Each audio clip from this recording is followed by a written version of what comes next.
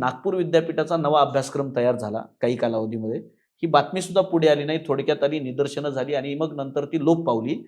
त्या अभ्यासक्रमामध्ये मूळ इतिहास बाजूला करून संघाचा स्वातंत्र्य चळवळीत योगदान ओढून ताणून टाकण्याचा प्रयत्न चाललेला आहे. म्हणजे ज्या RSSनं स्वातंत्र्य चळवळीपासून पळ काढला, ब्रिटिशांचा मुखबिर म्हणून काम केलं, खबरी म्हणून काम केलं, त्या RSSला म्हणजे श्यामाप्रसाद मुखर्जी जे जनसंघाचे संस्थापक आहेत, 1942ला ज्यावेळेला छोडो भारत चळवळ सुरुवात झाली, त्यावेळेला आज वंदे मातरम घसा खरडून बोंबलणारे संघ आणि भाजपवाले, हापचड्डीवाले हे, त्या कालखंडामध्ये श्यामाप्रसाद मुखर्जी यांचा जनसंघ आणि मोहम्मद अली जिना आपलं मुस्लिम लीग हे युतीमध्ये त्यांचं सरकार होतं आणि अर्थमंत्री होते हे.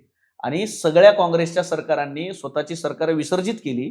त्यावेळेला यांनी यांचं सरकार विसर्जित केलं नाही, याचा अर्थ यांचा त्या चळवळीमध्ये सहभाग नव्हता. हे ब्रिटिशांचे मुखबिर होते.